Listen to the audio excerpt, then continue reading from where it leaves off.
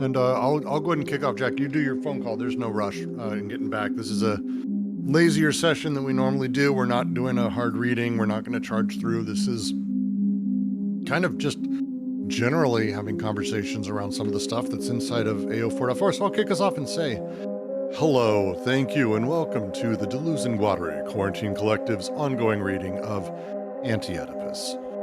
Excitedly, on this Tuesday, we are going to be reviewing 4.4, the concepts inside of the first positive task of schizoanalysis. As we went through in 4.3, the negative task of schizoanalysis is essentially a deconstructive one. It is to destroy the narratives, the representations, the concepts that a person is using in order to believe they generate their desire, and understand the things that are moving underneath it, the actual desiring machines.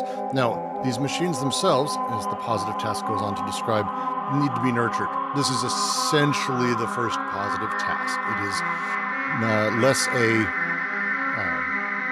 hey, we need to figure out what's wrong with you, and more hey, I need to actually outline and have conversations with you about what is making you work as a person and as a thing and as an object, and what is actually producing all of these different elements. And 4.4 goes through that very, very, I think, succinctly early on, and then gets into a bit more of a praxis portion as we make our way. So just to go over a little bit of some of the early lines in it, second paragraph.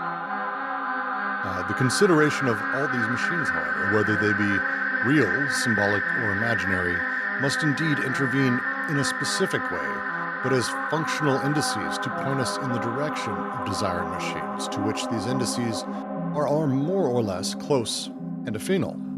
The desiring machines, in fact, are only reached starting from a certain threshold of dispersion that no longer permits either their imaginary identity or their structural unity to subsist.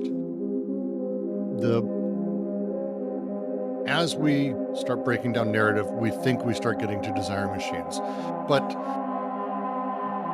this is where it gets so much fun, and there's so many questions I'd love to just sort of start with. But this core thing is effectively this positive act. It is a play where we start talking about you have ideas, concepts, drives, attachments to mother, son, father, work, success, money, whatever it is. These machines, and they are as such, ultimately are the indicators, the symptoms that allow us to be pointed in the direction of the actual desiring machines. These indices, these things we've discussed, are affinal.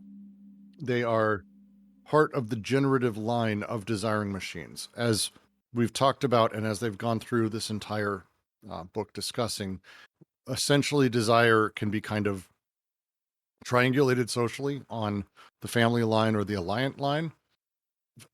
Family line is tough to sort of conceptualize, but it is the idea of I and my wife gave birth to my child. There is a direct affinal line. Here with desiring machines, they're taking that all the way down to the base of things. I may have an idea, I may have a concept, I may have a representation. And the first task destroys these, recognizes them, breaks them apart. But ultimately, desiring machines are connected to them in an affinal way. They produce these things are nonetheless actual. They're virtual, I suppose would be the right word. They're actual elements that are produced, and as they are part of this chain, we're able to then begin following the chain, understand where the desiring machines are placed, how they're put together. And as they say, these instances still belong to the order of interpretation. That is to say, the order of the signified or the signifier. We can't ever conceptualize a direct singular desiring machine. It's not really how concepting works. It's not how we work. It's not how existence works, I suppose. So we're still going to be staying at this place. It's not about finding the desiring machine and pointing to it. If we can do that, that's not the base layer. But we just are trying to get as close as we can. These working machines, finding out their pieces, being able to sort of grok how they are connected to each other in the chain that produces desire that makes their way through. This play is towards that, and they use some early stuff of the deeply symbolic examples they've used from other books. The dead rat's ass, as an example. The bicycle, Malloy's bicycle, I think. I think both of those are Malloy. Um, the idea of that these things are things people attach to, or they say that they're attached to, or that they care about. And we see in their examples, obviously, no one's attached to a dead rat's ass. It obviously means something else. But it's not so much that it means something else in the Freudian sense or the Lacanian sense, that it is symbolic of another thing that it is a stand in for. It's more that desire over time, emergently, through this lived mass experience of this subject, produced that and put that in line with all the other desire machines, which it then produces things off of. So think of a human being as a giant desiring machine ball rolling downhill, collecting pieces, and things hook in and connect and magnetically, and it's like boop, and then some other thing connects to that and to that and to that. This mass thing, and then at the bottom of the hill, we rock up to it and we go, "Oh, dead rat's ass. Oh, that means your father." And it's like, no, that doesn't mean my father. This is connected in this specific place across all these various things. So it's a really this is where we start getting to the really interesting play here of how these things work, how these things come together, and how we can, in my opinion, and this is purely me, my take on it, utilize them to defeat the fascist within. Um, and I think there's a lot of power there. But outside of that, they're talking very much the analyst-analysand relationship as well. Jared, you had something. Or Jared didn't have something. Oh, no, I'm good. All right, mute. Give yourself a mute. Thanks. I just saw you activating. I didn't want to make sure I was stepping over you. So that'll be kind of my sort of start to kick us off here, because I think there's a lot of questions that can be asked and a lot of directions to go. But I would leave that open, just generally, to where would you guys like to go? Where would you like to have a conversation on this? You can type in either of the chats, how we're setting up, or you can just jump on in. This is an open, wide discussion. Do not hesitate to ask questions. None of us know who you are. You can look as much of a fool as possible, because trust me, I'm sure I do.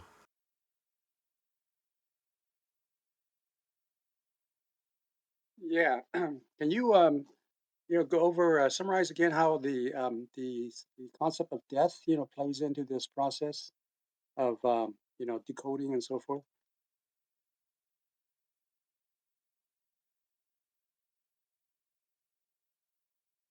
Oh, the death drive. Jesus Christ. Um, yes, but give me a minute to think about that. Well, it's done over a series of paragraphs, right? So there's a lot of material you need to answer that question, which starts on page 329 for me, where they're talking about the body without organs and the death drive, right? Because like if we put this in traditional psychoanalysis, just to get the what they're doing, right? What are they up against in a manner of speaking? The death drive's like this more or less like the self-destructive aspect of the psyche, right? So like what kind of drives the unconscious and what afflicts the ego, right? Are the two drives, the eros and thanatos, right? And there's kind of I don't want to say there's a hard dichotomy for Freud, but these two things interact in such a way that eros functions as basically this life affirming. I don't want to say life affirming, it's too Nietzschean. This life focused principle, right? This life focused drive that connects to libido for him. Whereas Thanatos functions as basically a death drive, right? So you'll see the life drive, you'll see the eros tied to things like reproduction, sexuality. And you'll see Thanatos, I mean, it's basically tied to it's death, but you gotta understand like it's the kind of death that's like self-destruction to the point of returning to the womb, right? Because that's like for Freud, that's basically the ground zero where there's no tension. Whereas Eros is like constantly intentioning and constantly releasing. Thanos is kind of doing something a little bit different, right? How do you just get rid of the two? So that's kind of the classic conceptuality they're up against just to start the conversation.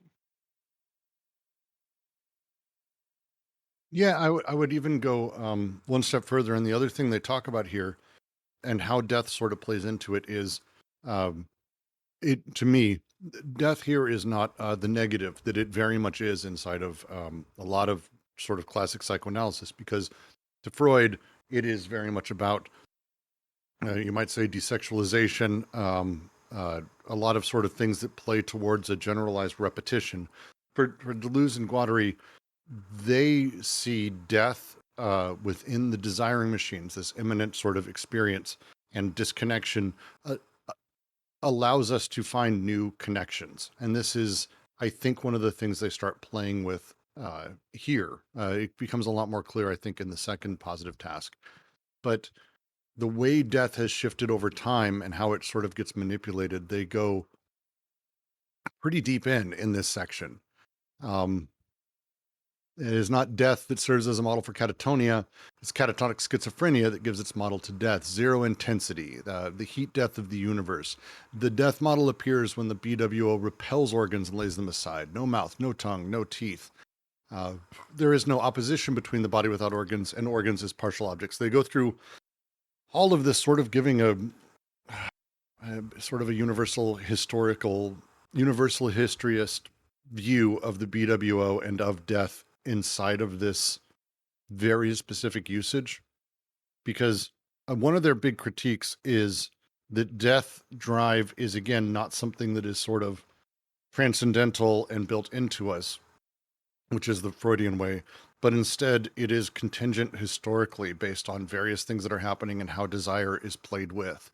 If we go way back to early times, I hate saying the first socius because that sort of totalizes it, but you go back to prehistory and you start in this place where death is something that happens. Um, it's not that death doesn't happen and people are immortal. Very much death does happen. There's a brutality to life, but death is not something that is handed down or an edict that is governed.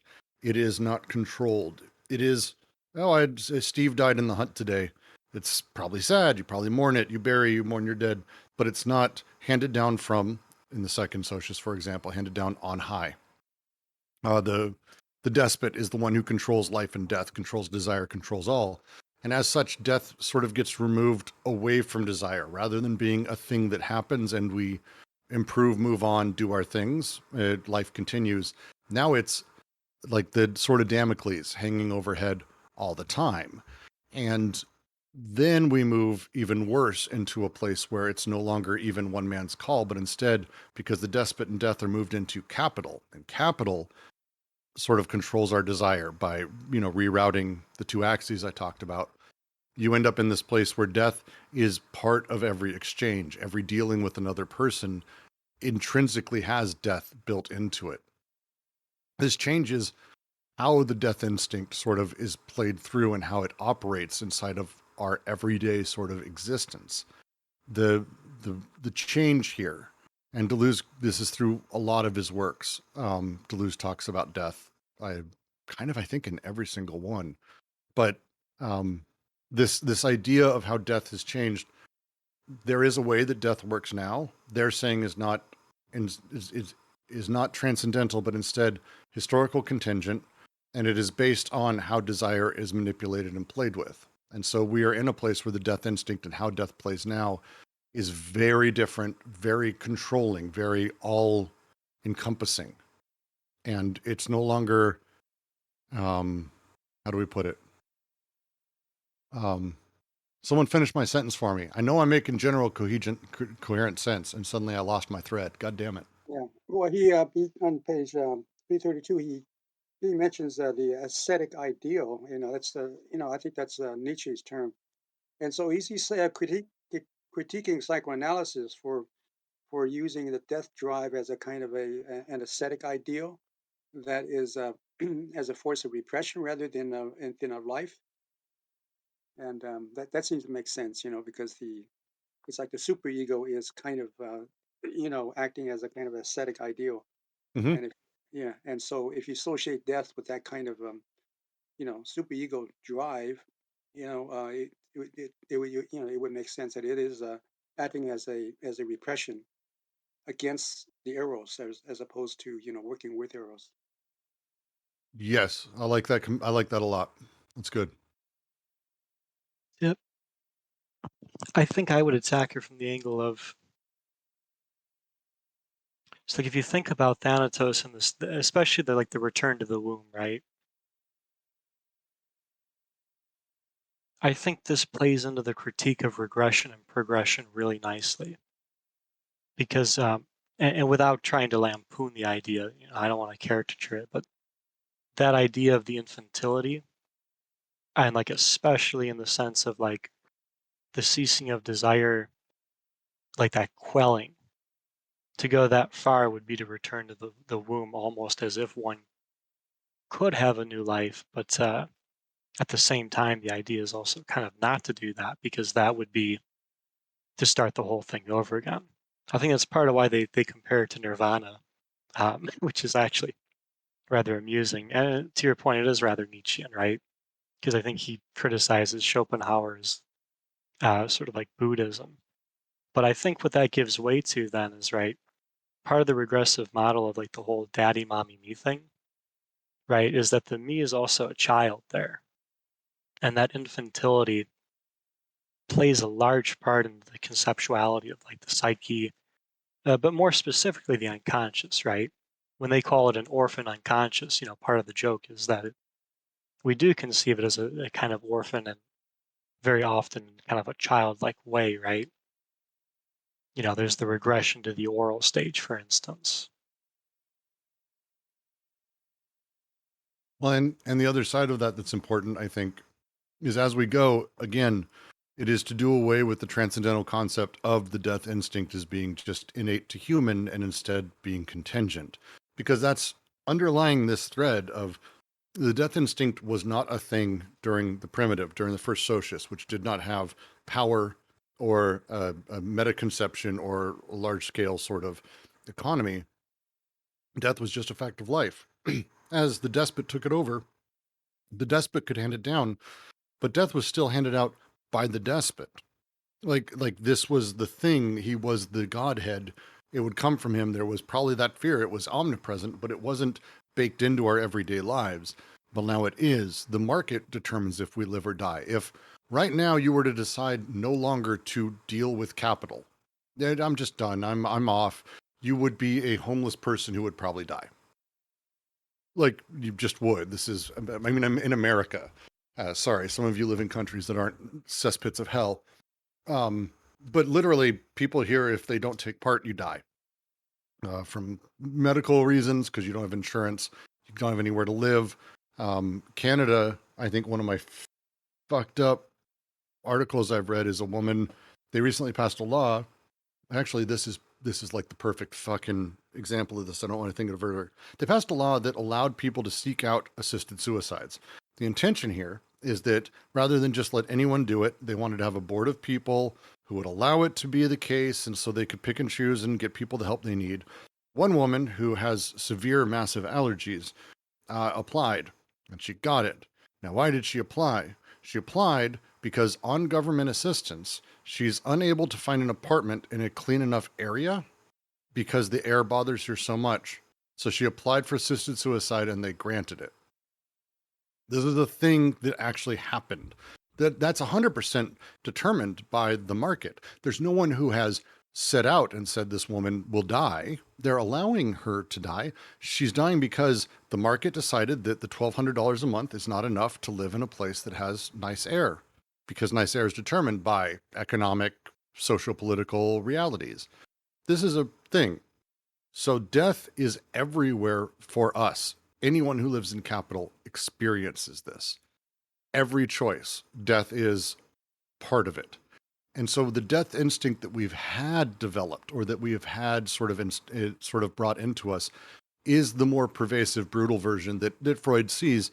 But again, it's produced imminently and emergently. It is not something that is transcendental. Yeah, I'm gonna end there. It's the worst story I've heard in my. That's the worst story I may have heard in my life. I've heard sad stories. That one depresses me because it is the coldest way I've ever heard someone dying. I think everything else, it's like people pro death penalty, someone dying of overdoses. There's all those are horrifying. She can't afford to live somewhere that her allergies won't flare up, so they approved her suicide.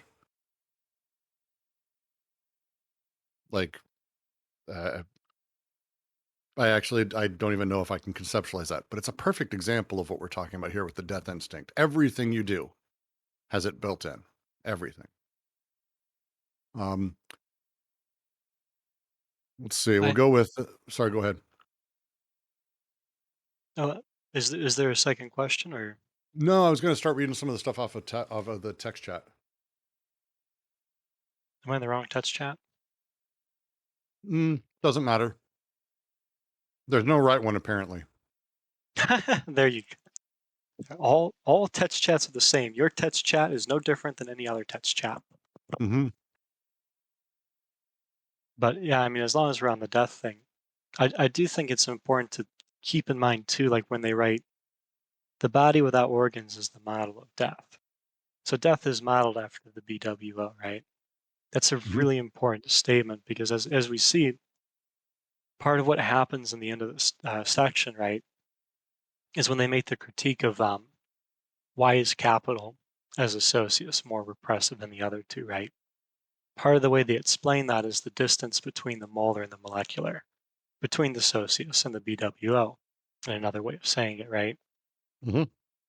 Part of what they're, I think, suggesting there then is that the very model of death itself, then, right, the BWO is this kind of absolute zero, um, is is in a sense very distant from what's going on in the molar. I think that's a really interesting point and worth pondering, right? Because the kind of revolutionary potential, but certainly the potential for that deterritorialization that we talked about, that I think D and G see, at least at a large level in the death drive, right? That's not close at hand per se. That's actually, in a manner of speaking, quite distant. And I think that plays into why death becomes transcendent for psychoanalysis. I think that kind of distance is a factor there. I can agree with that very much. I'm going to jump around because there's a couple of questions in here or comments. I'm going to start with Drew. I think about the fascist within partially as the steadfast adherence to a given representation. I am man, therefore I cannot wear makeup. Then the fascist within externalizes onto others, judging others for doing masculinity correctly. Also, if that's something else, let me know. No, that's the fascist within, as I refer to it, and others around the space very much do, is that it is a demand to knowledge and then putting that knowledge onto other people because of the attachment to representation. And that's, again, as we go through this, and I think this is where the destructive task is, where a lot of people, I think, even without reading Deleuze and Guattari, they're very big on, because the idea of breaking down narratives is not anathema to, I think, a lot of thinking people who care. My mom does this, my dad, like people are at least some level. That's a thing they do. Their method of doing it and having it in a very specific way, I think, is unique to D&G. But this is where we start getting into the fun part, where it's the inner fascist. As you start looking at your representations, it's not doing away with them wholly and forgetting you ever had them, because that's just purely destructive and then eliminating. There's a second factor. It's to understand those delusions, those produced artifacts, those representations, those concepts, these machines that exist in your realm. They're they're as material and real as anything, because they produce, and desiring machines connect to them because they really, really, really like them. Now, why is that? Why do the desiring machines connect to these representations? Well, that's the question. What is the order they connect in? How does one produce another? How does the string of meaning that is, as their example, the bicycle and the dead rat's ass, ultimately produce a resentment or towards your mother? Well, I don't know, but the goal would be to find these connections, to find how the machines go in and out, because ultimately they are produced, and they are also productive. They are machines. They are assemblages. They are, I've started to prefer the term arrangements of partial objects and experiences that you have assigned meaning to, and that machine that they are is in turn assigning meaning to other things. And I like the snowball rolling downhill metaphor because it does seem to exist that way, at least in my personal experience. It's down, down, down, and finds its own way to add more and more and more and more. That tends to be how I think towards that, but that's your description of it is spot on. Be a man as a thing. You're welcome to tell me what the fuck it even means. I think too, though, I would proffer that we have to be a little bit careful here too, because I mean, I see you. It is true, right? I see you're Mhm. using the traditional psychoanalysis of the projection, right? And Well, certainly that. But Oh yeah, I was just gonna say, yeah, I'm kind of coming from this like with the training wheels on. no, I mean that's what they're responding to, though. Like I think that's where my comment comes from. Is like, especially if you think about like a personal unconscious, right? I think you've got to take an additional step back there, because like the kind of fascism that they're talking about isn't a fascism necessarily internal to the person, right? It's something that's molarly produced, and that actually any person that's going to be there, this would form the very person and the consciousness that arises, right? Just like it would form the other things around them, right? Like they have the example of the clock earlier on. The clock can be, um, this is a banal way of putting it, the clock can be a way of telling time before dinner, but it can also function as a way of counting work hours. This is a very uh, watered down version of what they say. But I think that's really critical, because like the kind of, what the molar makes possible, right?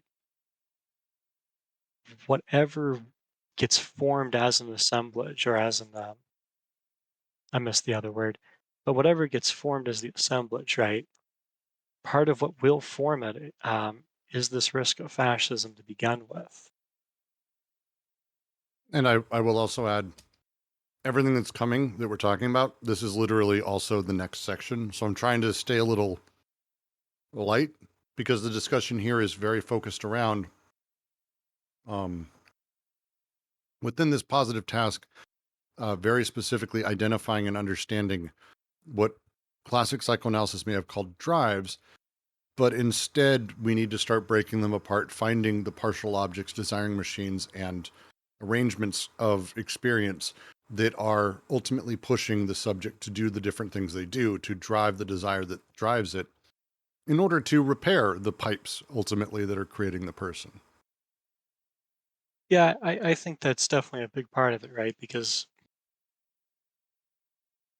I mean, whatever, like molarly speaking, right? Whatever is formed there, global persons, or what have you, right? That and that does come up in the next chapter, right? That's the revolutionary investment, but that does depend a lot on what we're talking about, and how um, how this production works with the indices. But that's 4.5, like you're saying, so probably not worth going too deep into that before we get into it. Well, and the reason they focus on death through so much of this is traditional psychoanalytic thinking, and well, an aspect of it is, I mean, it's getting at why is a person doing this? Why are they being self-destructive? Why are they ruining their life? Well, Thanatos and a death drive that is transcendent as an excuse gives us that answer. It's like, oh, no, they're taking all the drugs, doing all that. They're self-destructive because that's just a human thing. It's just death drive. Let's talk about these sort of large-scale ideas. And they're taking it much deeper than that. They're saying, no. Death appears in here because of the following things. Death drive doesn't work the same way you're thinking about. And it isn't this, large scale bit. It's connected to how our everyday actions are part of how death is distributed, how meaning is distributed through capital, how capital organizes us and tells us what we need to be doing. And as such, it gives us, as the people who are utilizing the map of signifiers to try to find the desiring machines, better chances to find our direction. Because that's kind of the, if I were to use it as a metaphor, which I don't think it's actually that much of a metaphor, I'd probably say it's more direct. The whole goal would be that you have, as you go, you start defining a map of this person's different parts of them, and you're trying to solve the problem of where are the pipes disconnected, and playing the role of plumber almost. Where are the desiring machines and all that? And if you start with a map that already has shit on it, you're not going to find it. And that's kind of their thing. It's first we must erase everything off the page, or even to take a quote from Deleuze, the page is already covered with so many cliches. The only way an artist can create anything is by destroying the canvas itself. And that kind of thinking is what they're doing a lot of here. The canvas of the death drive, the canvas of how libido works, the canvas of the Oedipus complex. And they're like, all of these things are the canvas. And here is actually how paint and paper work and what they're made of. And we need to find those things. That's why they spend so much time on death, because the death drive, especially beyond the pleasure principle, it is very much about what drives people to do what they do. And it's very much not how they view the things, you might say. So, could you say that the death drive, as conceptualized by Freud, is a kind of it's not part of the organic process, whereas Deleuze, I think, is describing the death as it's part of the organic process, and that you could pretty much could you say that also of the various machinic drives that one aspect of it, the original nature of it is organic, it's an organic productive um, you know um, drive, but there is an aspect of it that is not organic, that is it derives from despotic, and then or it's part of the socius, which is not organic. If by organic we mean sort of innate or naturally occurring without It's any social larger bits, exactly right. then then yes, I would say so for Deleuze and Guattari, it is not a natural thing. Death exists as a thing, but the drive, as Freud came to talk about it, is the current iteration. In the same way, Oedipus can only exist under capitalism as we know it, as they went through and they talked through, this is the same thing. That sure, people can fuck their moms in the primitive. Yes, it's like Oedipus as a thing can exist then, but that's not the Oedipus complex. There's a difference there. The Oedipus complex of I'm triangulated in reality between my mother and father, and I need to take over my father, kill him, replace him. I want to have sex with my mother because of blah blah blah. This setup, sure, back in the day that may have happened. It has nothing to do with the point of the innate human reality of what the Oedipus complex means, which it doesn't. It's contingent and produced by the social realities. The death drive is the same thing to D&G. To Freud, it's not. To Freud, it is very much base level compulsion. There's a reason he didn't really use like instinct. It's drive, but instinct is thrown in there a lot because it does play in that very much natural reality of humanity as far as Freud was concerned, and Lacan, that this is just part of being human, which D&G very much are against. I think what kind of helps here, right, is this is 329. So keep in mind earlier, right, they talked about like the substantive consistency of the BWO and desired machines, right? Which is just, I think, a fancy word of, that they're not they're not different substantively, right? There's a consistency there. So on 329, they write, it is a question of different parts of the machine, different and coexisting, different in their very coexistence.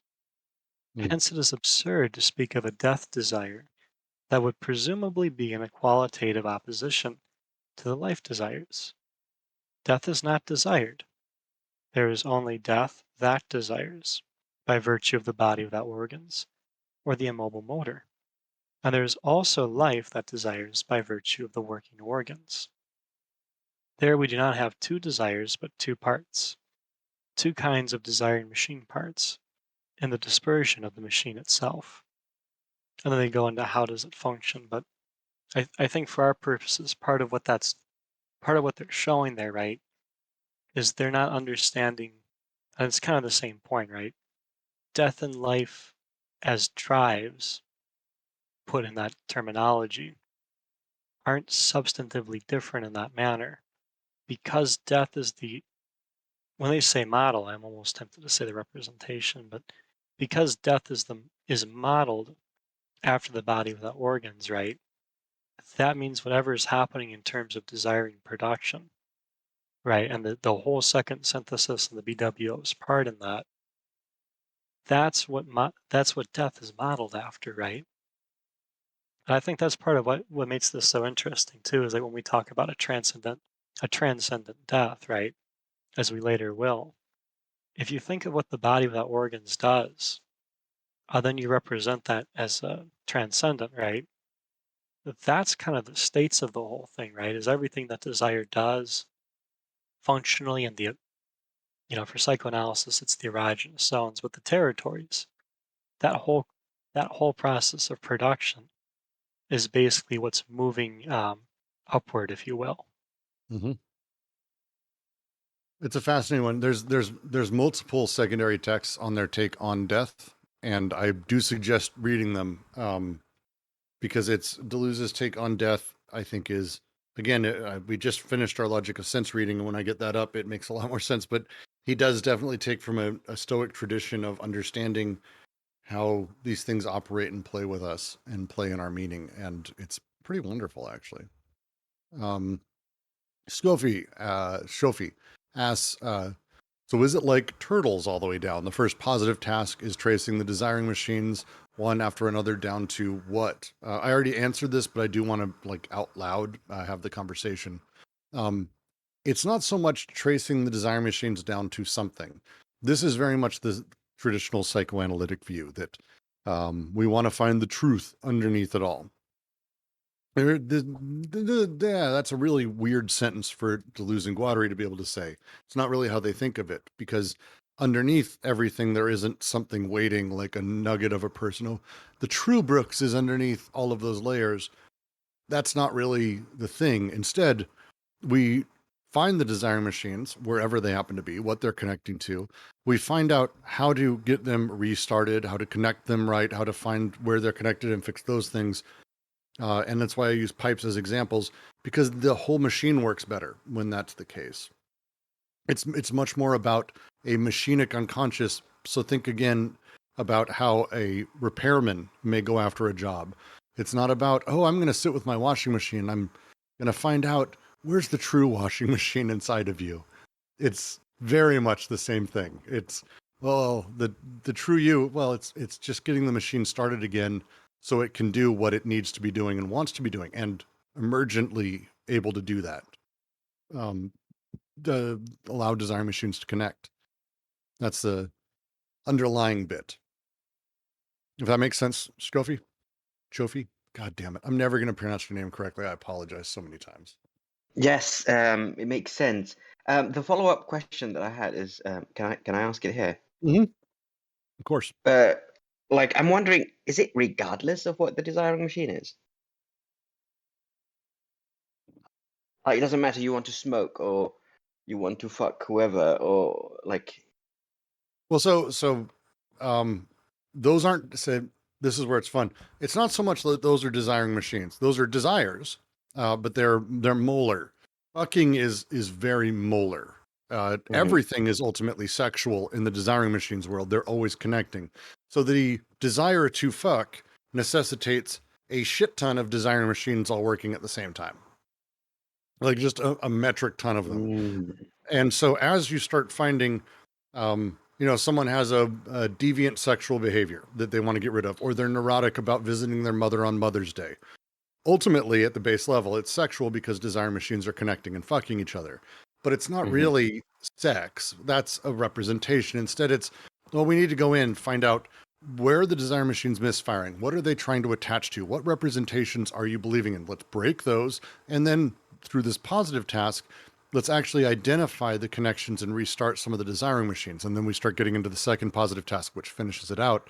But this is kind of that step of saying there's a shit ton of things firing. It is not, oh, I need to figure out why they want to fuck this person, because that why is its own representation. It's, I'm here to find out all the machines that are working that make that the thing. And then, because ultimately anxiety or neuroticism or any of these issues, they believe, and I think this would be a debatable thing that I actually think I could probably argue pretty cleanly. Ultimately, a lot of these things come from misfiring desiring machines. And it's an edge of a thing. It's not the whole of your sexuality is broken. It's not that. It's a straight white man who's having very good Christian sex can have the same exact anxiety about sex that a trans woman not having sex with a non-binary in a polyamorous relationship. Like they can have the same exact anxiety, even though they're on the surface drastically different. And it could all be because in third grade, they connected sex with this one thing a teacher said. It just happens to be these little things and these arrangements of things. And the desiring machines are able to help us sort of see what are the lines, what are the things connected, how are they arranged, and what is desire actually attaching to. And there's a lot of stuff. And it's not that one thing represents another. It's not that we're trying to get at the truth of the thing, but just see the desiring machines and help them start again. Because ultimately they're at their best, and there's death being a big part of this.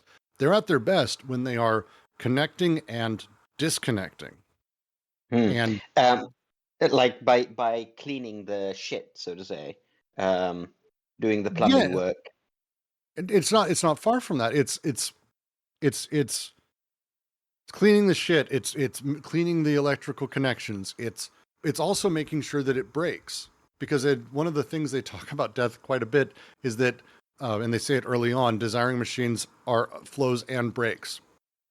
We don't Right. want just desiring machines connected to the same thing for a billion years. That's the opposite, because that's where we get heat death. That's the death instinct. We do the same thing over and over out of fear of death now because we know the previous thing didn't kill us. There's kind of that overwhelming push towards sameness because we know new may kill us, so we stay doing the same thing.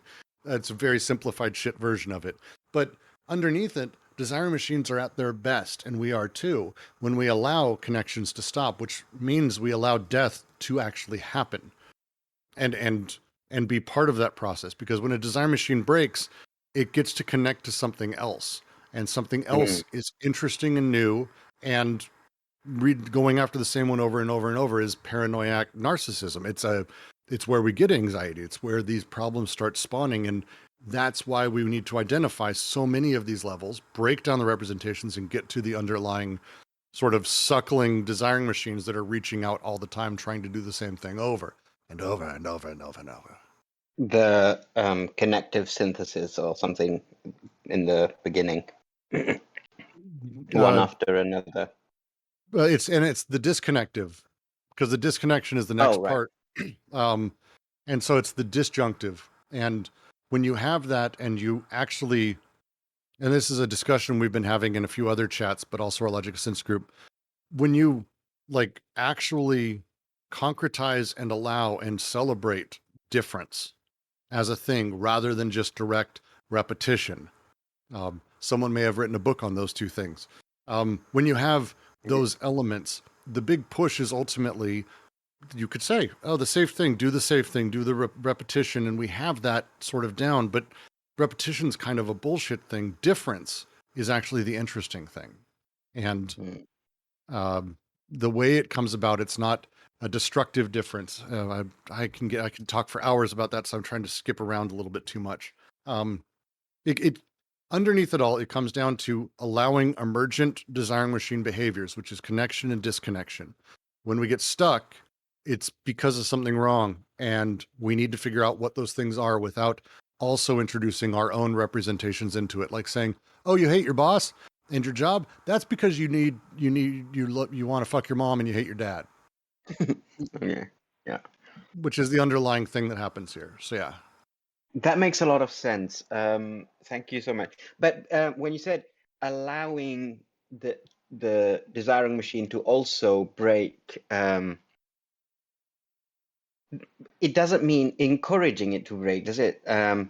For example, if It doesn't need encouragement. No, it does not need it already encouragement to break. desires, it already desires something Like like this is what it does. It connects and it disconnects and then it connects again. But we can demand and create a body without organs that enables either. Like there is power in us. We are the counteractualization. We are the ability to interpret and change and review how we see things, reorder meaning. That is the one interesting power we have. And so as such, we can create meaning that encourages the repetition, that pushes us over and over and over to doing the same thing and cause the hyperneurotic states.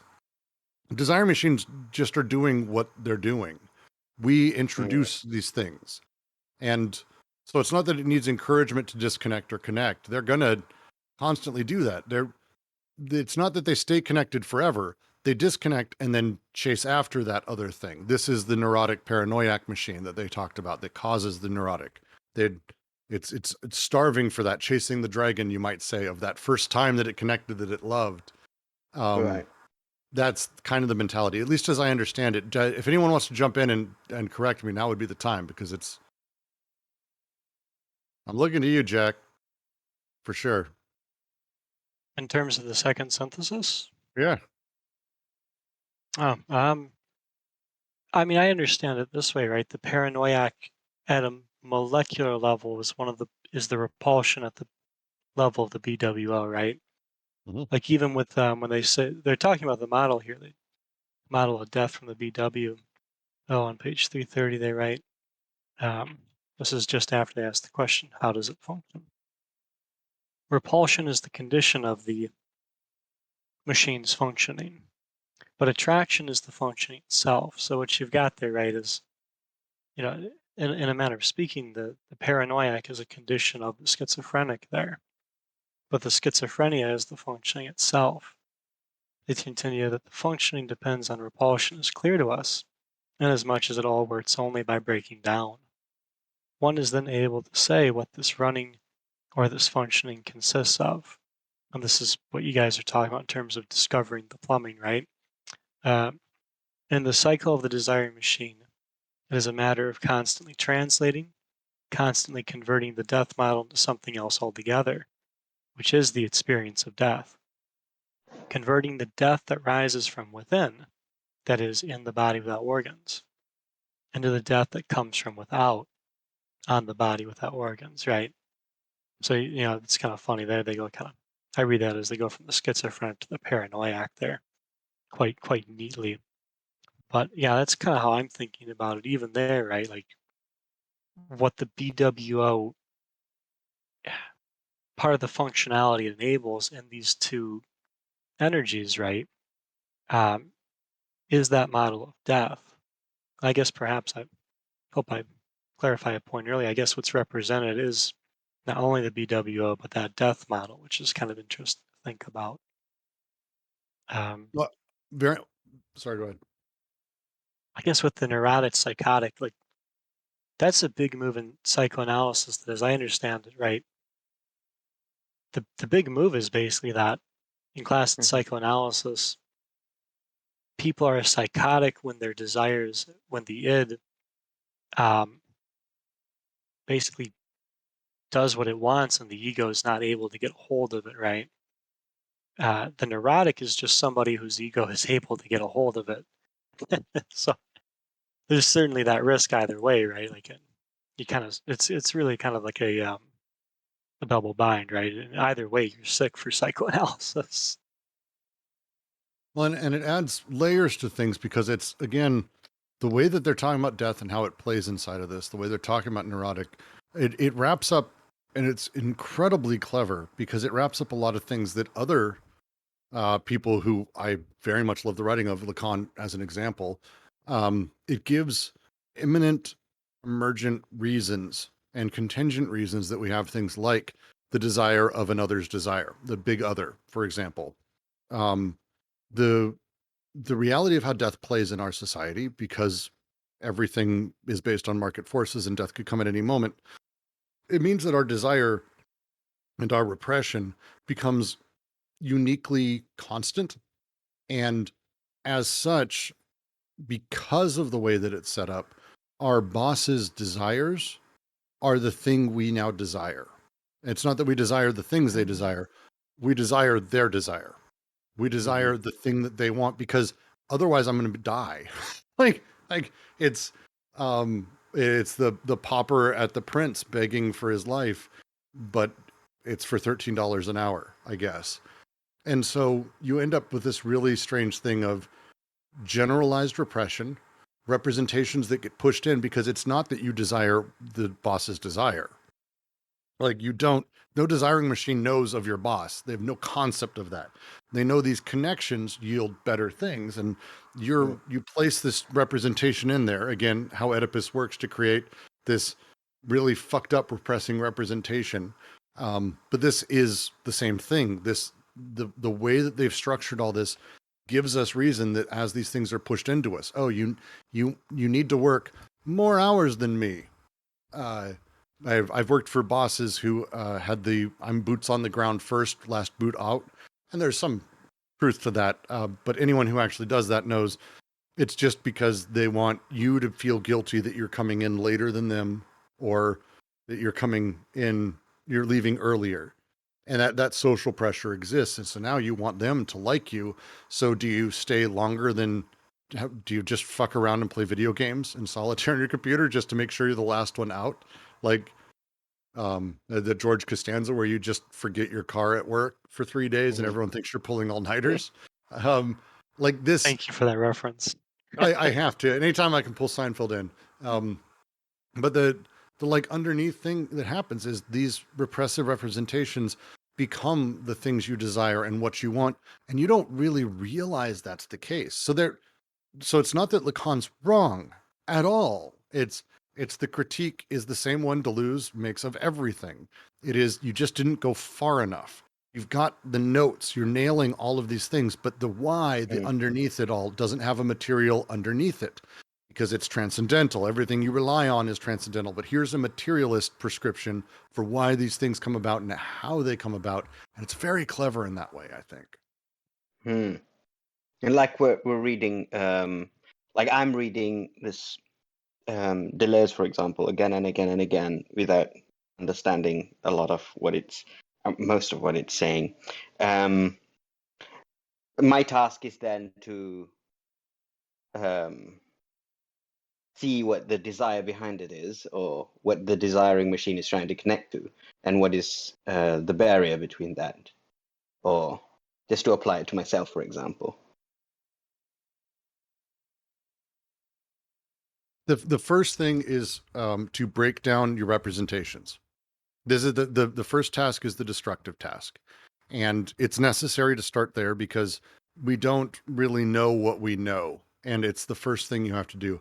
Now, as you do that, you're going to see signposts basically that say, hey, there's this weird arrangement of things. Why do I believe this? This is garbage. And it's, again, you don't want to get rid of that garbage. Like, garbage on a seashore doesn't come from nowhere. So you don't just throw it in the garbage and just go, oh, I guess that's never going to happen again. It's like, oh, this was made. I need to figure out how this got here. And now you start looking for the connections, the desiring machines, the bicycles, the dead rat's ass, whatever it may be. And these patterns, and it's the one thing we humans are very good at, is finding those patterns. And as you start seeing how they connect or disconnect, you can start seeing where things might be misfiring, or where they're trying their damnedest to connect to something that isn't actually material and is a space of representation that's causing repression. It's does that make sense? Yes, totally. Thank you so much. Yeah, and Drew, I was a director at a company that had my favorite thing. It's unlimited vacation time, which my current company has. It's one of the hardest things because either the company genuinely means it, or they just use it so they don't have to pay you for excess vacation, and everyone has the pressure to not take any vacation time, which was the case. I 2 years didn't take a single vacation day because everyone just had to work. That's how it was. And those things are brutal. Man.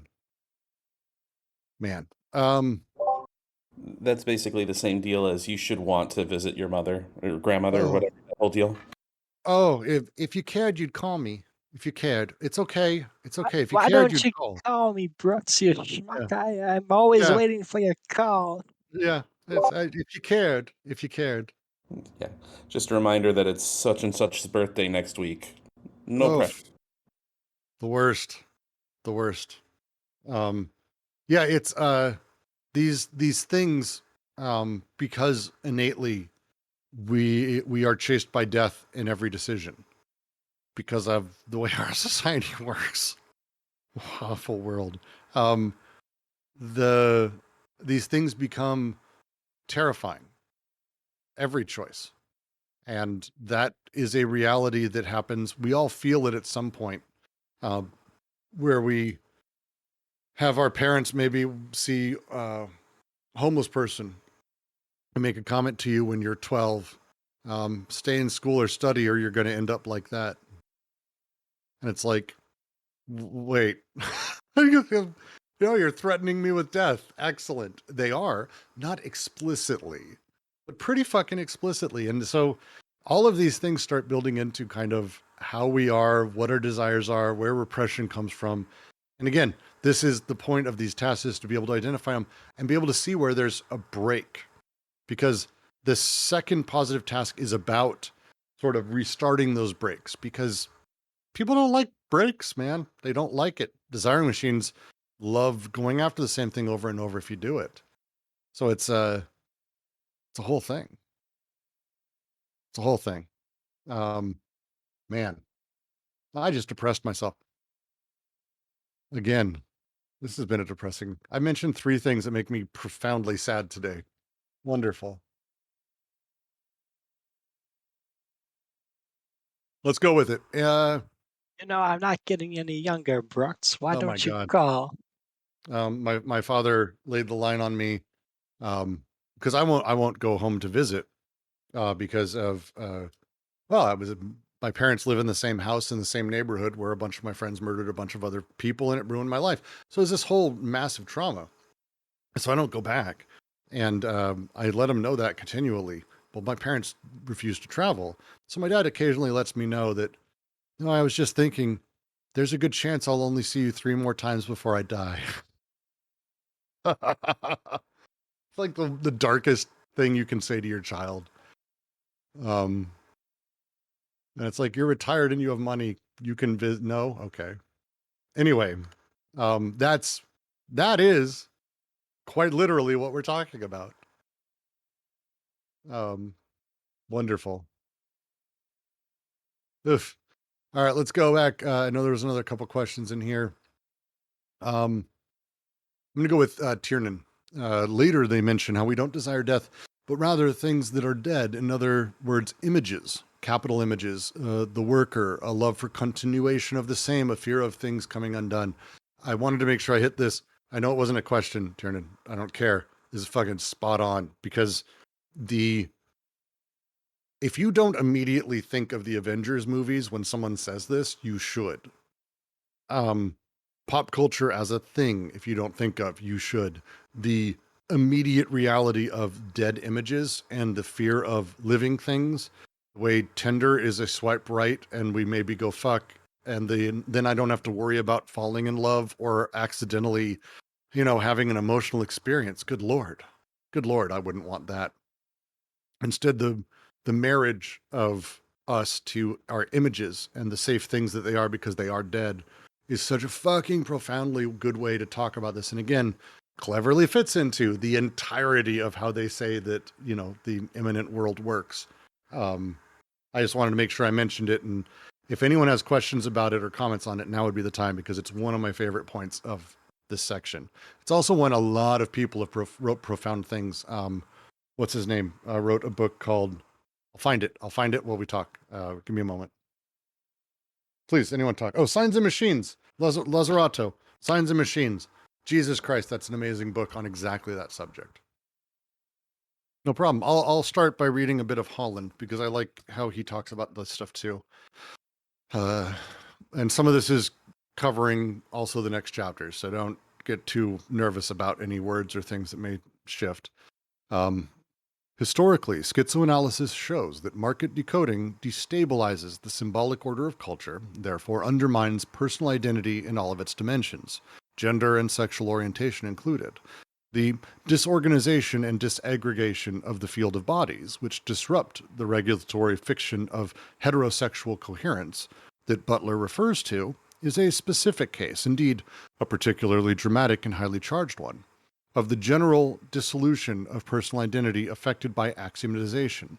Persons become mere images of images, as Deleuze and Guattari put it, even as the number of images increases, with the increase in the number of axioms, and the durability and stability decrease. Furthermore, and paradoxically, even as the nuclear family itself tends to reproduce rigid, bipolar gender norms, its enforced segregation from society at large eventually ends up weakening its influence on personal identity. All manner of opportunities for gender displacement, deviation, and subversion become possible in the wide open spaces outside the family, malls, nightclubs, MTV, etc. Man, he's a boomer. Created by a market society. Bringing up nightclubs and MTV, I love as examples. Man. The nature of images inside of all of this is so very, very important, and how these things play. I just love the phrasing of that. Specifically the axiomatics as well, how they tie into that. But anytime, Tiernan, you are more than welcome to just interrupt me and just jump straight in. Yeah. I was just trying to collect my thoughts. Cause let's see. I thought this part was pretty interesting because like in the beginning of the next section, they kind of bring this up again with the production of lack and anti-production, and how these images kind of play into the death drive, as in like wanting that desexualized energy to fulfill the role of the worker or whatnot, which will never happen because you only have these partial objects, these drives that will continually die.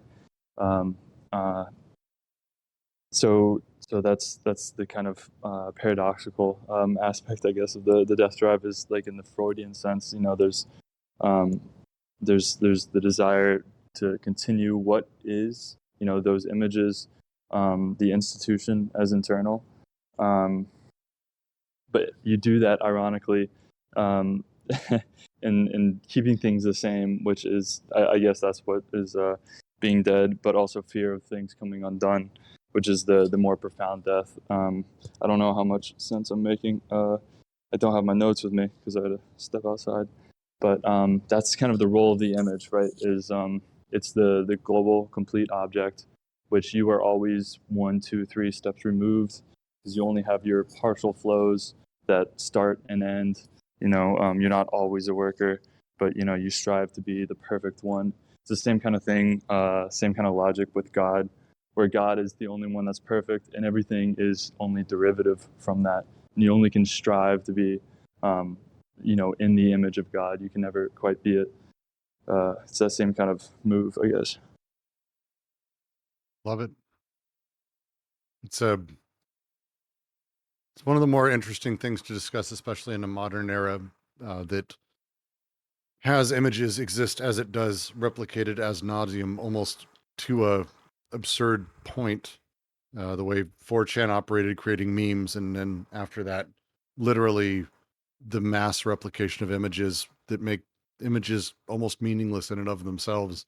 It's kind of an incredible thing that we've gotten to. But all of it ultimately, again, comes back to that same: they are dead. They have nothing for us. They're information, but they are baked slices of a thing. They are not a living, breathing, vital process. And somehow we still desire them. And it's because they are dead, ultimately. Mm-hmm. And they also flesh this out again in the next part, because they talk about selection and gregariousness, and like the herd instinct in like Nietzsche's sense. And I mean, it's like it happens from a molecular partial object that goes through selection process, and then then at that point it becomes the dead image that everybody is trying to replicate, as some derivative form, but precisely because of its gregariousness. And then that leads to like recognition of the father and the whole psychoanalytic thing. It's great. And then the phrase that I think is also really kind of a profound truth in it is they say the phrase, in truth, capitalism has nothing to co-opt. Rather, its powers of co-option coexist more often than not with what is to be co-opted and even anticipate it. How many revolutionary groups as such are already in place for a co-option that will be carried out only in the future and form an apparatus for the absorption of a surplus value not produced yet, which gives them precisely an apparent revolutionary position. This, I love that phrasing. The idea that capitalism corrupts is, I think, the phrase that they're going after. It's not so much that capitalism corrupts. It's not that at all. It's that capitalism coexists with that which is to be corrupted and even anticipates its creation. That, I think, is where we start getting into really interesting discussions about what it means to create an actual revolutionary experience, actual anything, because you have almost this preparing for the future reality that is capital, that's doing whatever it feels like. It's ready for all of it. It's why we have, and I mentioned it during the reading, and I will always, it's why we have, exploitative merch practices by pseudo left-wing groups. They don't know. They're on Redbubble. They're on t-shirt garbage sites that are deeply exploitative fast fashion, like some of the worst things that exist. Like, so what do you do? How do these things work? How does this all happen? How do we actually build something?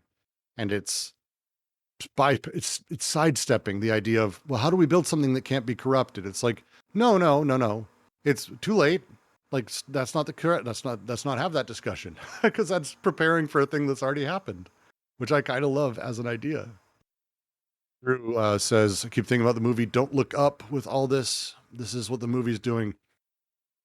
I have issues with that movie, but it is playing at the same sort of underlying thing. I think they could have done it harder, but it's very much playing at the same thing, that the capitalist mode of production is ready for whatever comes at us. It's very much that. 100. You're spot on. I like the phrasing too. Let's see. No, and sorry to bother you. Ash is right. Also, sorry to bother you nails that pretty nicely as well. Scofie, but then wouldn't our desires connect with capital in the end after all? So why clear the shit?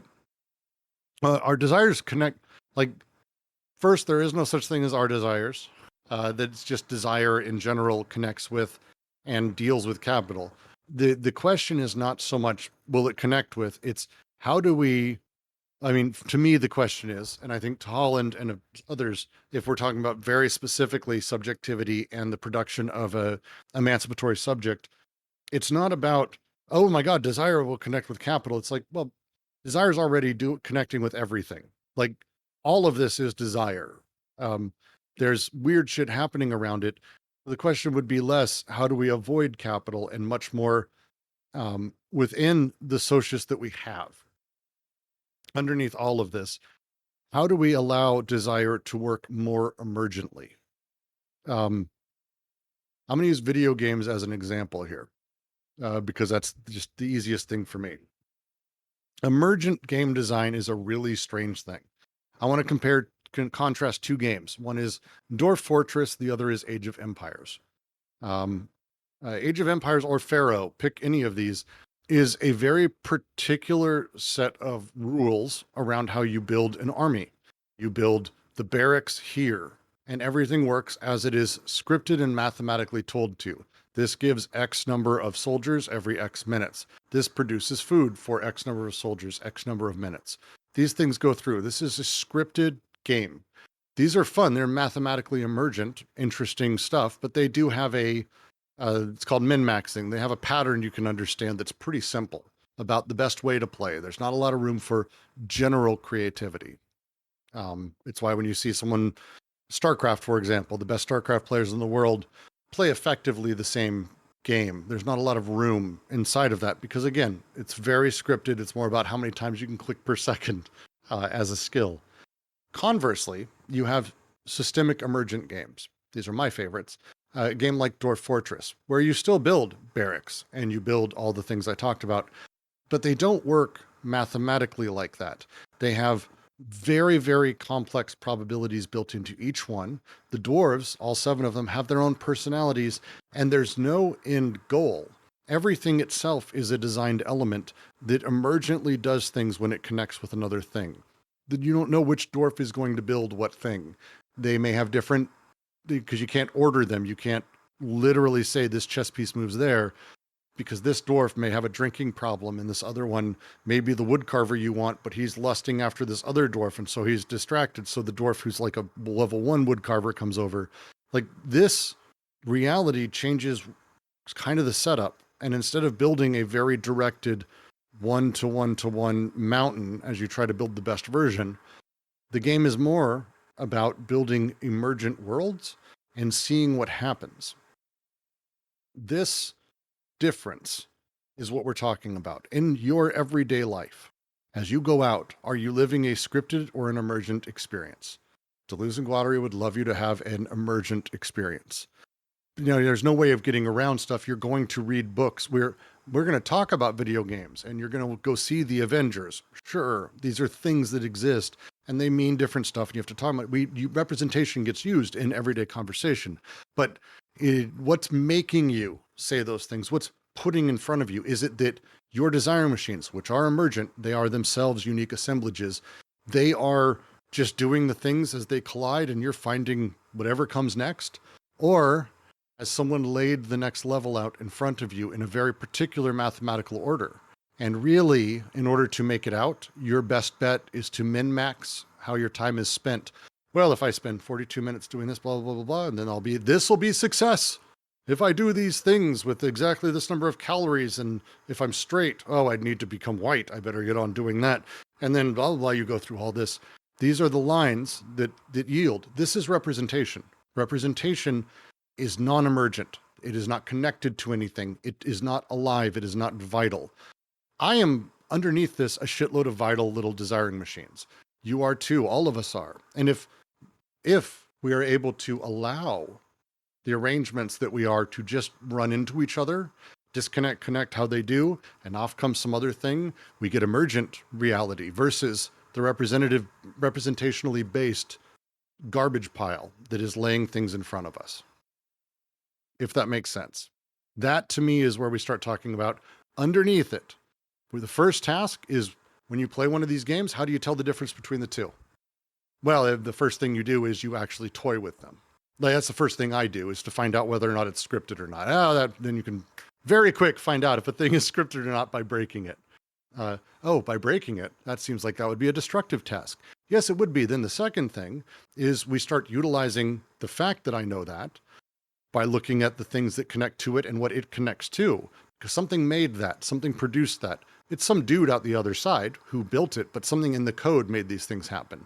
I need to figure that out. And once I'm able to understand the code, then I can start being kind of like Neo in the Matrix by going, well, if I move this over, what if I understand this? What if I break these pieces? I keep these. Oh, actually, that connection works a lot better. Suddenly, I'm living a more emergent life. This is, to me, the underlying goal here is the emergent life rather than the predicated on representation life, the scripted life. That's my ramble, but I actually like that. It's a good ramble. One-dimensionality to the kind of representational kinds of behavior. I would almost say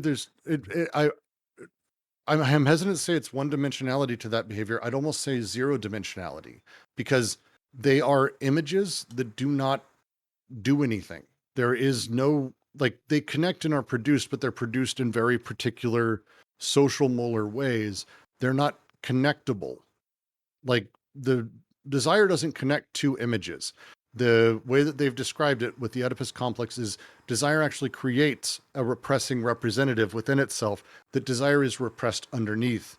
Desire isn't able to, desire machines can't connect to Oedipus. They can't connect to these things. So instead, it creates a thing it can connect to that's sort of filling underneath it in a bunch of garbage. If that makes sense. Sorry, JK, I didn't mean to interrupt you. Yeah, that's okay. Yeah, that's yeah, helps me understand.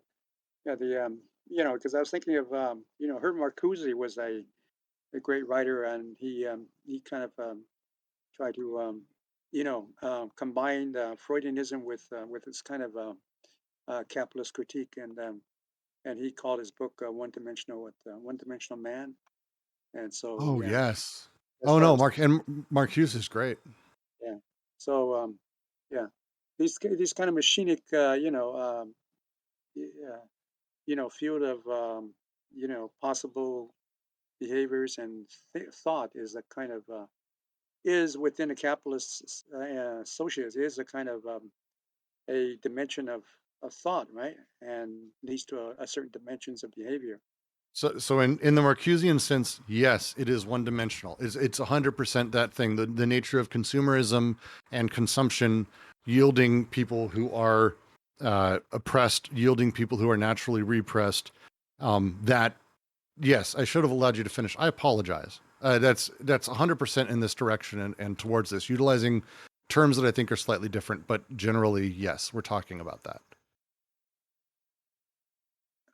The lines of flight would entail, a different thinking in these other different dimensions, without becoming schizophrenic, or maybe neurotic is more is more successful, right? But Maybe. but schizophrenic is. Would you say that? Could you talk about what's schizoanalysis? How that is a kind of possible line of flight? I think schizoanalysis isn't necessarily a line of flight. He's talking about through here a praxis that yields lines of flight.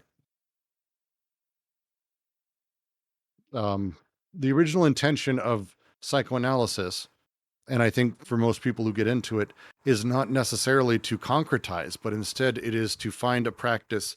Quite literally, the term for a psychoanalyst is their practice, but to find a practice that through which and I'm able to connect with a person and help them in their lives. Like that's literally the point. Um, for them, this is what we're doing here is we're developing a practice, a praxis, a thing that you can do uh, as a process that is able to take in other subjectivities, other realities that people live, whatever people are into, and is able to have a better discussion around them just in general. And I think that's where we start getting into the powerful, fun stuff. Well, psychoanalysis comes out of capitalism. Like it's necessitated. Think of capitalism as needing a whole bunch of rings in order to properly produce subjectivity and capture the errant desires that would destroy it. The first is the nuclear family. My job as a parent is to make sure that my child knows what he's supposed to be fucking doing before he leaves the house and how he's supposed to talk to people. And my job is to teach him these things, and people do. I'm just trying to get him ready for the world, is what everyone says. To justify literally anything from the most minor thing all the way to like excessive abuse. The second step of that is when that fails, we have psychoanalysis, clinical studies, clinicians, whatever you want to call it, therapists that are there to normalize you and continue to produce the subjectivity capitalism demands. And of course, then we have capital, which if you don't listen to, you fucking die. So happy day. I was gonna say it's not an alternative entirely because I think they mention that they don't mean to like completely close off psychoanalysis. It is just a a way of helping people go outside and touch grass. Yes. I actually, that's probably, I like the way of phrasing that. It's a way to go outside and touch grass. I think that's a good way to put it.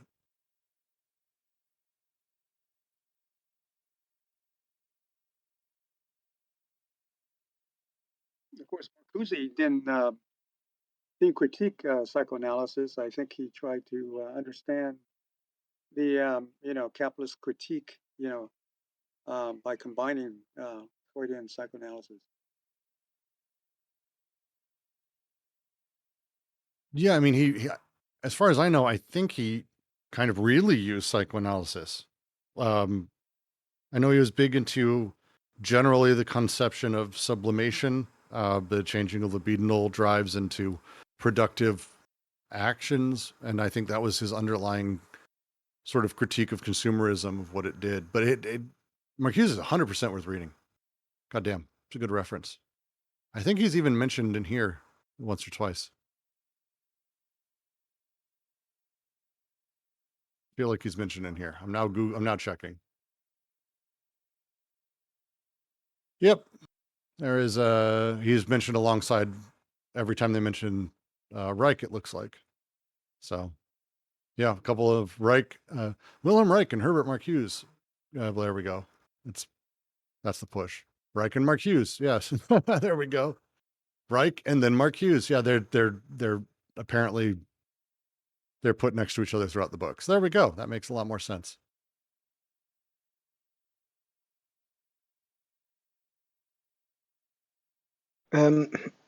If I can ask something, Please. there is a paragraph on page 325 that's really hard for me to understand. The paragraph that starts with, now let us assume that the respective flows associated with two partial objects at least partially overlap. Yes. Can someone help me with what's the gist of this paragraph is?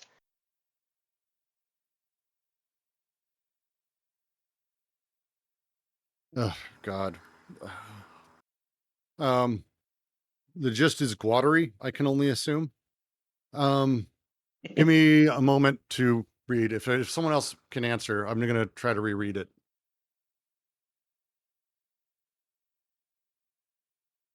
Actually, because it's using X and Y, it might actually be Deleuze. It's not using X and Y.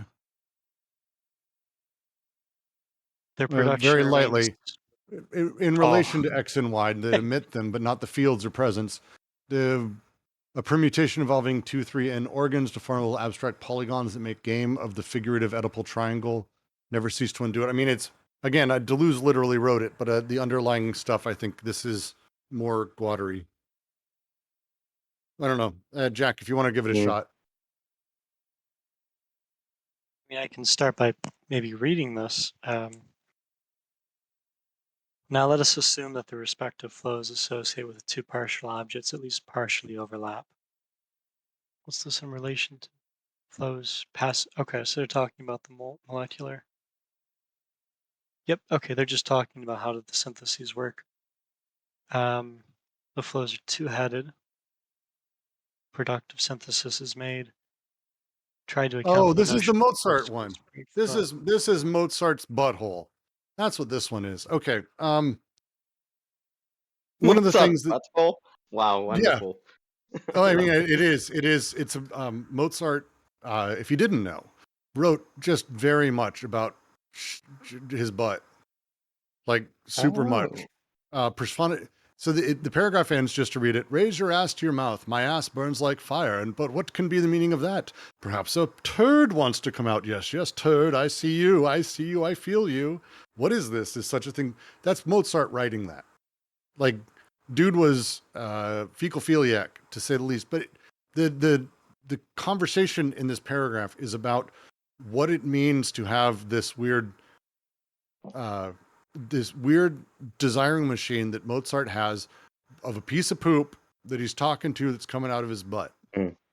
What does it mean to have that desiring machine? It's not that you can only have one organ at a time. Like, we have this conception in our head of a desiring machine connects to another one thing, connects to another one thing. But these are assemblages and machines themselves. They aren't. That's why pipes is probably a bad example. I go in and out of a handful of metaphors. Machines can be used as a term. Assemblages people use quite often. Arrangements is, I think, the most interesting way to describe these. So if we have desire arrangements that produce desire, you're talking about a lot of stuff inside of this, an arrangement of a lot of singular elements, a lot of partial objects. These things can overlap. Desiring machines aren't one and done and then out the door.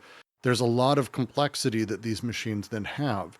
So if we have, as they use the example of, you might have 2, 3, or n organs, these elements can overlap. They can be permutations. All of these indirect passive syntheses are one and the same engineering of desire. But who would be able to describe the desiring machines of each subject? What analysis is exacting enough for this? This is where they start. You're not going to do that, I think, is kind of their point underneath this. You're not going to literally be able to describe desiring machines because they're by nature partial and beyond representation. If you've named them, you fucked up, basically. So this is where the next paragraph comes in.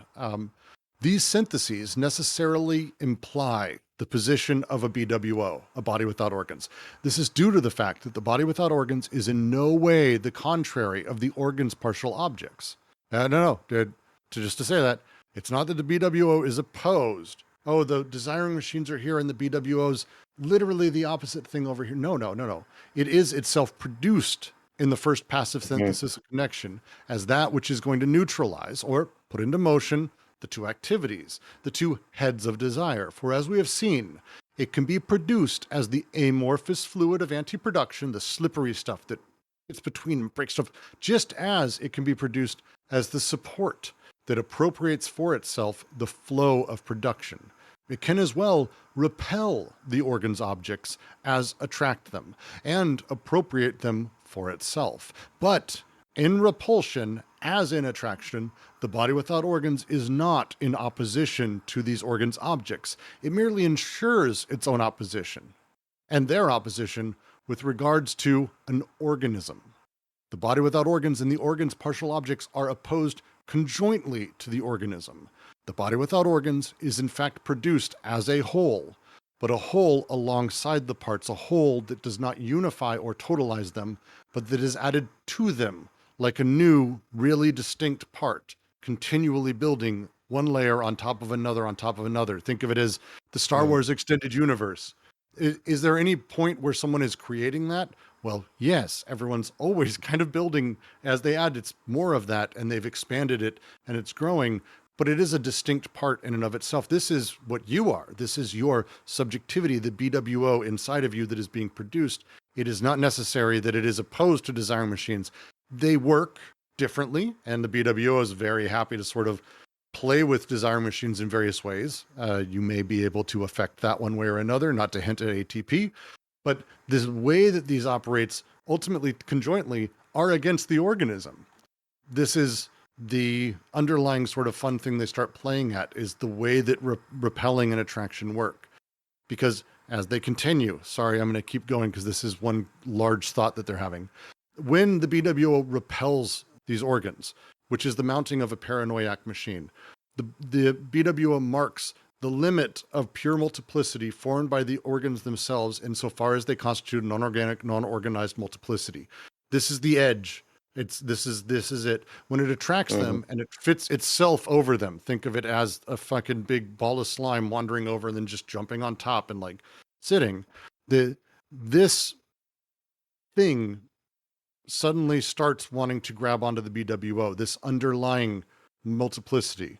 And when it attracts them to fit itself over them in the process of miraculating fetishistic machine, it doesn't totalize them, unify them in the manner of an organism. That's not the case. The organ's partial objects cling to the BWO and enter into a new synthesis of included disjunction and nomadic. Here we start talking about the two ways the BWO works. It fits itself over and plays with them, and suddenly you have an included disjunction. You're allowing difference to exist, even if it's nonsensical, and you're able to grow and change in a new direction. You have this nomadic reality. Or the other way, where suddenly you just allow that multiplicity to be, but you totalize it. You eliminate that sort of interesting side of it, and suddenly you're doing the paranoiac direction. So it's this whole, it's again, the whole thing, and I could keep going, I'll stop here.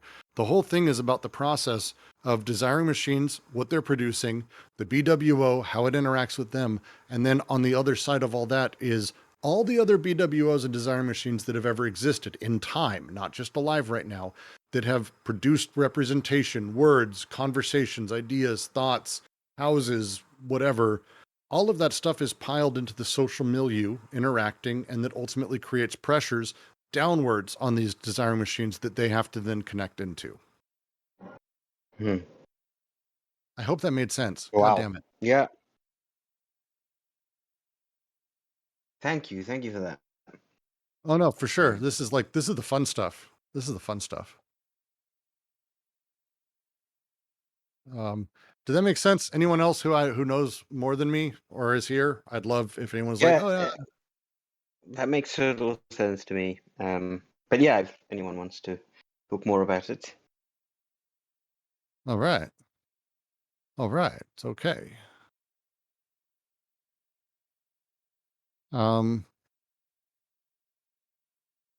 Anything else here that we would like to go over?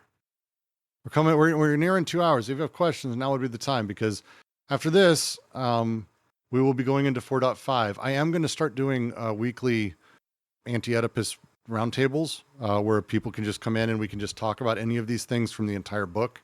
It'll probably be a little slower, but we have a lot of people joining who are earlier in the book, and forcing people to get to where we're at, especially this late, is dickish. So we'll probably be changing the format for that. I'll probably try to do that once or twice a week, which would be fun. And then I'll leave it open for a second for questions. Otherwise, I'll finish with the last paragraph before we move on. The last paragraph in this section? Yeah, no, at the bottom of 338, doubtless these illusions. Oh, okay. Because it's kind of what finishes off my point I was making just now with Strophe.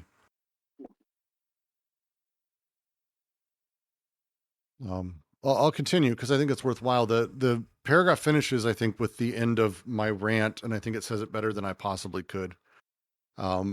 Because we are talking about the illusions of representation and meaning that sit in society.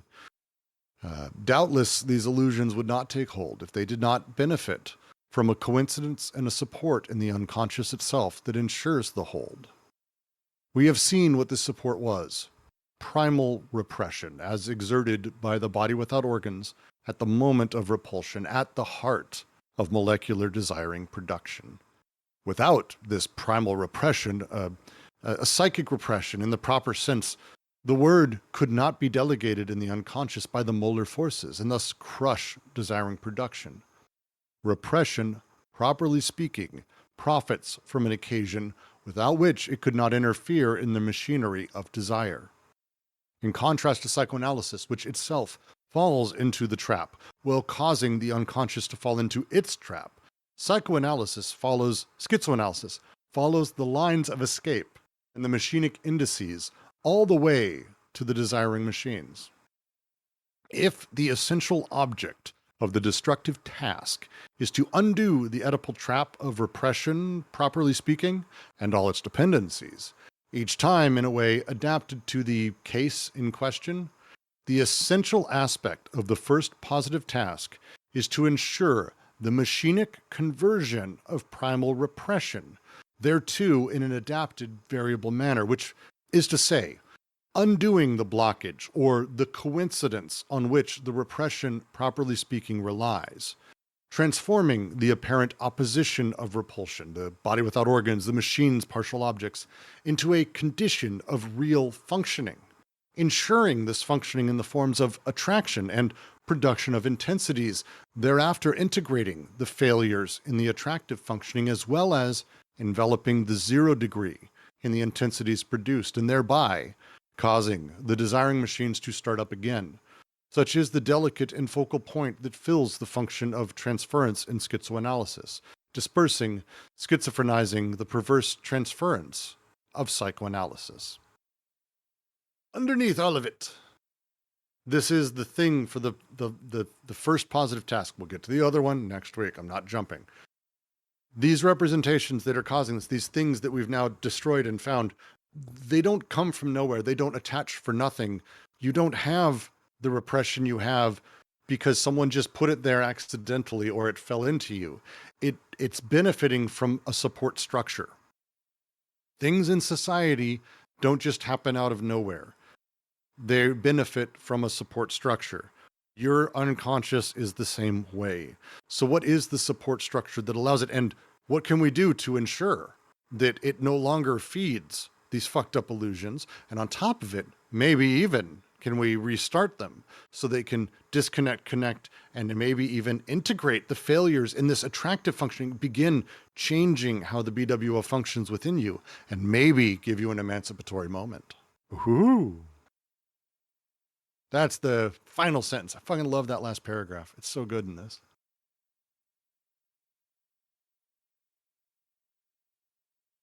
So good.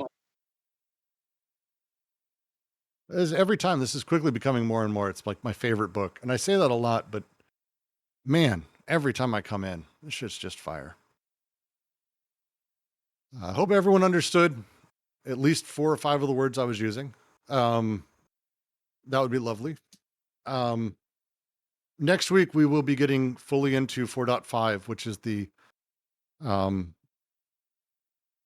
second positive task. The end of the book. This is it, that everything kind of comes down to, we have all of these things we need to do, but what is the final bit? There is, and I don't want to say an end to the process, but we get to find out what this final element is in the practice of destruction of the inner fascist, the outer fascist, the fascist within, the fascist in our friends, the fascist in our society. What is that last thing? And I will not give you hints today. We will soon be reading it. And I thank you all for joining, and I'm very excited to get to the next reading. Any last questions or notes before I sign off myself?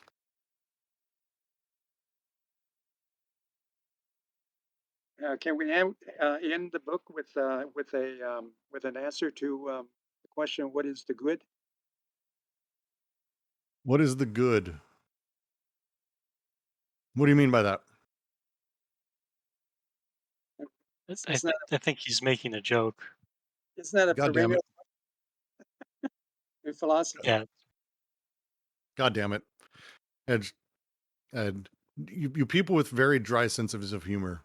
Said, JK, you've gotten me, I think, 3 times now. Jack gets me all the fucking time. You people. I love it. But Half serious. go ahead.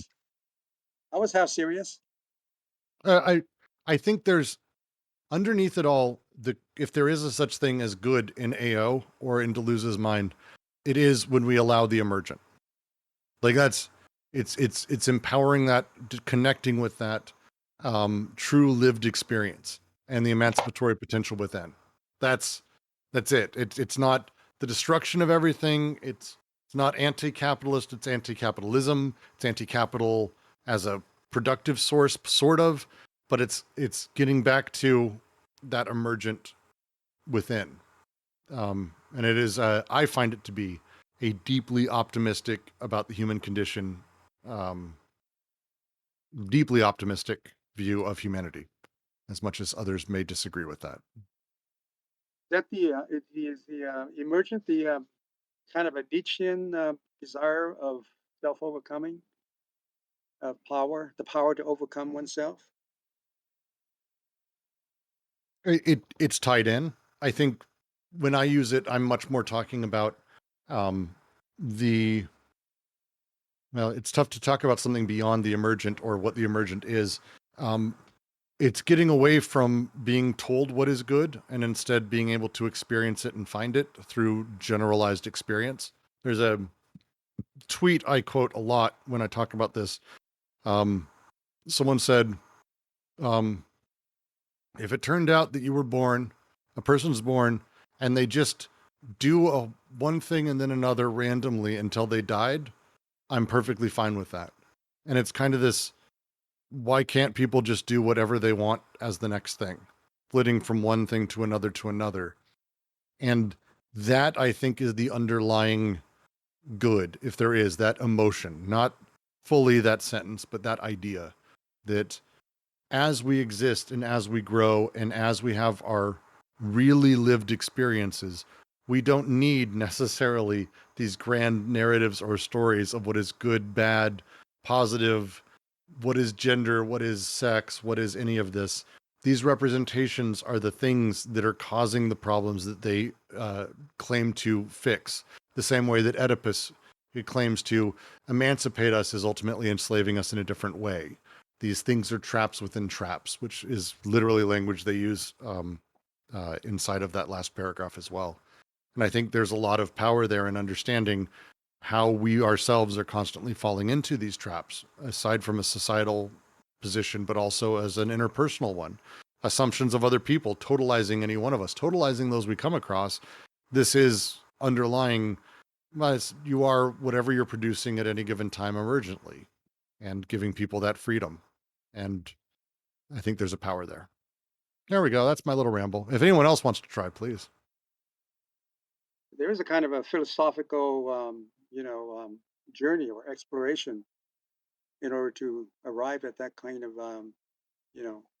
understanding of what representations are in the way of the emergent, right? Mm-hmm. I think part of the good isn't necessarily in this book, but you could go back to like Deleuze's writing on Spinoza and incorporate a perspective from AO into reading that book, trying to like form an ethical system for how to survive in this system and how to just keep moving. Yes. I think it's Holland calls it, he sees the next stage as one of permanent revolution. And it is an interesting phrasing that I really like, that I think does apply for sure here. He does mention Spinoza and associates the BWO with the eminent substance. Yeah, on page 327. Mm-hmm. Body without organs is the eminent substance in most Spinoza's sense of the word. And the partial objects are like its ultimate attributes.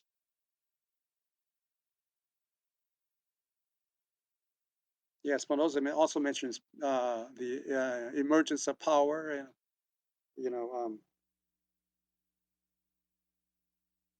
Yes. I mean, even Hegel once said, I think the line is, anyone